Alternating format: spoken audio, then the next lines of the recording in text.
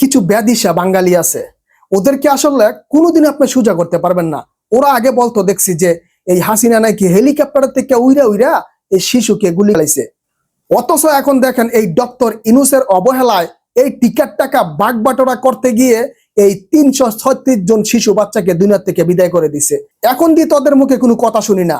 এখন তোরা কোথায়? তোরা তো এখন কথা বলবি না, কারণ তখনই তো তোরা ইউনূসকে ক্ষমতায় বসাইছিলি। এখন কথা বললে তো তোদের গাড়ি পড়বে। আজকে দেখতেছি মানববন্ধন করতেছে এই ইউনূসকে বিচারের আওতায় আনার জন্য।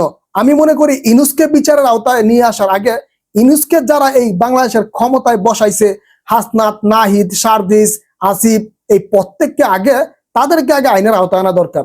কারণ তাদের কারণে ইউনূস ক্ষমতায় বসেছে, আর তাদের কারণে এই যে টিকেট টাকাটা ইউনূস ভাগবাটোয়ারা করছে, সেই টাকার ভাগবাটোয়ারা তারাও পাইছে, আর সেই কারণে তারা এখন কথা বলে না। তাই আমি মনে করি ইউনূসকে বিচারের আওতায় নিয়ে আসার আগে এই যারা কিনা তাকে ক্ষমতায় নিয়ে বসাইছিল তাদেরকে বিচারের আওতায় নিয়ে আসেন, তাদেরকে জবাবদিহিতা করেন, তখনই সঠিক বিচার হবে। আর আপনি আমার কথা একমত থাকলে অবশ্যই ভিডিওটি শেয়ার করে দিবেন।